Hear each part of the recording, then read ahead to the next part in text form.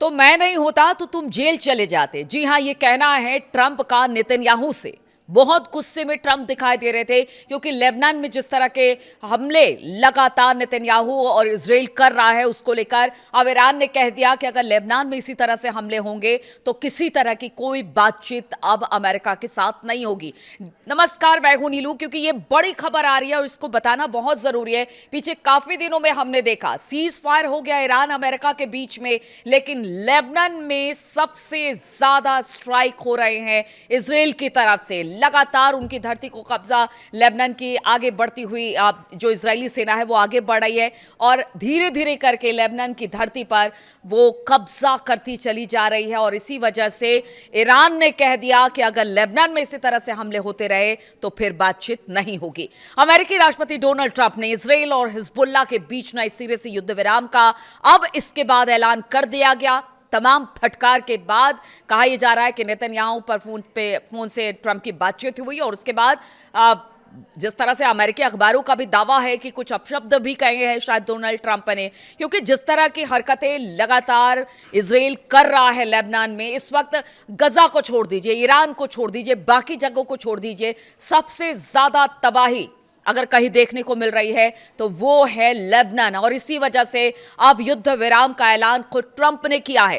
Trump ने सोमवार को इजरायली प्रधानमंत्री बेंजामिन नेतन्याहू के साथ बातचीत के बाद इसकी घोषणा कर दी है, क्योंकि ट्रंप को भी पता है कि अगर लेबनान में हमले नहीं रुके और ईरान ने कह दिया कि अगर बातचीत नहीं होगी तो समझिए स्थिति और खराब होगी। और बात यह भी हो रही है कि अगर हूती ने एक और रास्ता है उसका भी जिक्र करेंगे, स्ट्रेट ऑफ हॉर्मुज पहले से बंद है, अगर एक और रास्ते को बंद कर दिया गया तो फिर दुनिया भर में हाहाकार मच जाएगा। वो रास्ता क्या है उस पर भी बातचीत करेंगे। तो इजराइल की इस बात पर अब सहमत हो गया है कि बेरूत में कोई भी सैनिक नहीं जाएगा। बदले में हिजबुल्लाह ने भी कहा है कि गोलीबारी पूरी तरह से बंद कर दी जाएगी, क्योंकि नेतन्याहू का कहना था कि हिजबुल्लाह की तरफ से हमला हो रहा है और इसी हमले के जवाब में इजराइल है वो हमला कर रहा है। लेकिन अब दोनों तरफ से ट्रंप ने कहा है कि युद्ध विराम हो गया है, हमने हिजबुल्लाह से भी बात कर ली है और हमने नेतन्याहू से भी बात कर ली है। एक अलग बयान में ट्रंप ने कहा कि ईरान के साथ बातचीत तेजी के साथ आगे बढ़ रही है और इसके पहले सोमवार को ईरानी मीडिया ने दावा किया था सीज फायर को लेकर अमेरिका के साथ बातचीत रोक दी गई है, क्योंकि देखिए बातचीत का कोई रास्ता नहीं है। उनका कहना है कि युद्ध विराम है तो हर जगह युद्ध विराम होना चाहिए, क्योंकि अमेरिका और इजराइल ने मिलकर ईरान पर हमला किया था। लेकिन युद्ध विराम अमेरिका और ईरान के बीच में हो गया, लेकिन इजराइल की मंशा और नेतन्याहू की हरकतें कहीं से नहीं रुक रही है और लगातार वहां पर जबरदस्त तरीके से लेबनान की धरती पर हमला हो रहा है। अब तो लोग भी छोड़कर जा रहे हैं, वो तस्वीरें भी सामने आ रही है कि लोगों को लग रहा है कि कहीं ऐसा ना हो कि उनके घर बार सब तबाह हो जाए, वो तबाह हो जाए। और इसी वजह से वो अब धीरे धीरे लेबनान की धरती को छोड़कर निकलते दिखाई दे रहे हैं। लेबनान की स्थिति के बारे में जानकारी देते हुए अमेरिकी राष्ट्रपति डोनाल्ड ट्रंप ने लिखा, इजराइल के प्रधानमंत्री नेतन्याहू के साथ मेरी बहुत अच्छी बातचीत हुई है। उनकी अच्छी बातचीत क्या होती है वे सबको पता है कि किस तरह की बातचीत होती है। अब जिस तरह से अमेरिकी मीडिया और अमेरिकी अखबार बता रहे हैं कि कुछ अपशब्दों का इस्तेमाल किया गया, यहां तक कहा गया कि अगर मैं नहीं होता तो तुम जेल चले जाते, तो बातचीत कैसी हुई होगी। यानी अमेरिका को भी पता है कि अगर ईरान यहां से बातचीत में पीछे हटा, जो हमारे साथ शांति वार्ता चल रही है, अगर उसमें पीछे हटा तो ये युद्ध लंबा खिंचेगा और इसके गुनहगार होंगे ट्रंप और अमेरिका। इसीलिए ट्रंप नहीं चाहते कि बातचीत किसी तरह से डिरेल हो, बातचीत जारी रहे। और इसी वजह से उन्होंने कहा कि मेरी अच्छी बातचीत नेतन्याहू से हुई है और कोई भी सैनिक बेरूत अब नहीं जाएगा। बेरूत में ज़बरदस्त हमले हुए हैं, बहुत सारे लोग मारे गए हैं, लोगों के घर बार टूट गए हैं, ज़बरदस्त बमबारी यहाँ पर देखने को मिली है। इजराइल की तरफ से यहाँ पर हवाई हमले हुए हैं और वो तस्वीरें लगातार सामने भी आ रही हैं। सैनिक रास्ते में है, ट्रंप का कहना है कि अगर इजरायली सैनिक रास्ते में हैं तो वो तुरंत वापस आ जाए, यानी कि उनको तुरंत वापस बुला लिया जाएगा। मतलब आप सोचिए कि नेतन्याहू की तरफ से जो बातचीत हुई है, ट्रंप बता रहे हैं कि ये सारी बातचीत हो गई है और इन बातों पर सहमति बन गई है। अब ऐसे में ट्रंप अगर कह रहे हैं कि जो सैनिक रास्ते में जो आगे बढ़ रहे थे लेबनान की तरफ कब्जा करने के लिए जमीनों पर, हमने देखा है कि किस तरह से पीछे हुआ, अब वो सब वापस आएंगे। और इसी तरह उच्च पद वाले प्रतिनिधियों के जरिए मेरी हिजबुल्लाह के साथ भी ट्रंप का कहना है कि बहुत अच्छी बातचीत हुई है और इस बात पर सहमत हुए हैं कि सारी गोलीबारी बंद हो जाएगी, यानी इजराइल उन पर हमला नहीं करेगा और वो इजराइल पर, यानी कि हिजबुल्लाह इजराइल पर हमला नहीं करेगा। अमेरिकी राष्ट्रपति डोनाल्ड ट्रंप ने कहा कि युद्ध विराम को आगे बढ़ाने और तनाव खत्म करने के लिए ईरान के साथ बातचीत जारी रहेगी और ये जारी रहनी भी चाहिए। ट्रंप को भी पता है, वरना बहुत दिक्कत ट्रंप के लिए भी हो जाएगी। खैर देखिए आगे क्या होगा, राष्ट्रपति बनेंगे नहीं बनेंगे, क्या होगा मिड टर्म में, क्या होगा नहीं पता कुछ भी। लेकिन ट्रंप को भी पता है कि हमेशा इतिहास के पन्नों में ट्रंप वो व्यक्ति हो जाएंगे जो पूरी दुनिया को युद्ध में धकेलने वाले व्यक्ति के तौर पर जाने जाएंगे। और ट्रंप को इस बात का अंदाजा है, इसलिए उन्होंने इजराइल को जबरदस्त तरीके से फटकार लगाई है।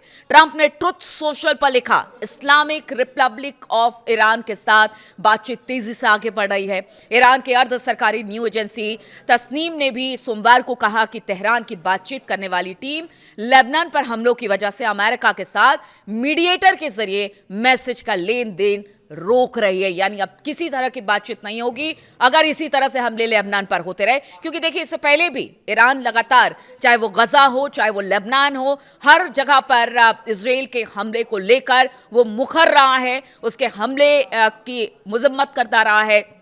और अब देखिए इस तरह की बातें अब ईरान की तरफ से कह दी गई तो ट्रंप को लगा कि कहीं ऐसा ना हो कि बातचीत खत्म हो जाए। ईरान के सांसद स्पीकर मोहम्मद बाकर गालिबाफ ने धमकी दी है कि अगर लेबनान पर हमले जारी रहे तो अमेरिका के साथ बातचीत रोक दी जाएगी। सोमवार को उन्होंने अपने लेबनानी समकक्ष नबीह बेरी के साथ इजरायली हमलों के संबंध में बातचीत की। एक्स पर एक पोस्ट लिखा, गालिबाफ ने कहा कि अपने भाई लेबनानी सांसद स्पीकर नबीह बेरी के साथ अपनी बातचीत में मैंने इस बात पर जोर दिया है कि अगर लेबनान में जियोनिस्ट शासन यानी कि इजराइल के अपराध जारी रहते हैं तो हम न केवल बातचीत की प्रक्रिया को रोक देंगे बल्कि उनके खिलाफ मजबूती से खड़े भी होंगे।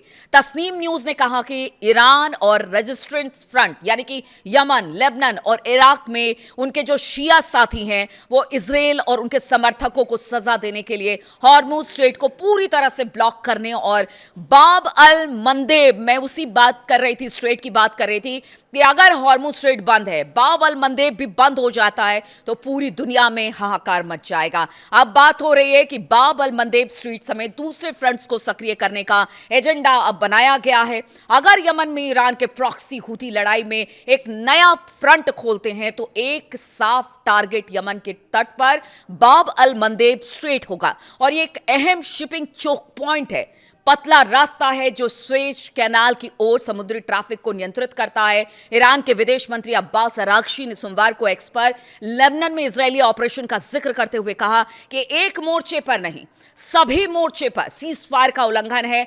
किसी भी उल्लंघन के नतीजे के लिए अमेरिका और इजराइल जिम्मेदार होगा। तो आप समझिए कि स्थिति किस तरह की बन गई है। हॉर्मुज स्ट्रेट भी बंद है, अगर बाब अल मंदेब को भी बंद कर दिया गया तो आप सोचिए कि एशिया, यूरोप, अफ्रीका, मतलब हर तरह से दिक्कत आने वाली है। ऐसे में ट्रंप को भी पता है कि अगर इजराइल और नेतन्याहू को नहीं रोका गया तो ये मामला डिरेल हो जाएगा। जिस बातचीत की बात वो ईरान के साथ करते हैं वो मामला पूरी तरह से खत्म हो जाएगा। अगर ईरान अपने पर आ गया और उनके प्रॉक्सी जो है वो सक्रिय हो गए तो फिर स्थिति बिगड़ सकती है। इसलिए उन्होंने नेतन्याहू से बातचीत की है ताकि हर मुद्दे को यही खत्म किया जाए, हिजबुल्लाह इजराइल पर और इजराइल हिजबुल्लाह पर हमला ना करे, लेबनान में और खून खराबा ना हो। अब देखना होगा इसके बाद किस तरह की प्रतिक्रिया ईरान की तरफ से आती है, क्या कुछ होता है, इस पर लगातार मेरी नजर बनी रहेगी। बहुत बहुत शुक्रिया मेरे साथ इस वीडियो में शामिल होने के लिए।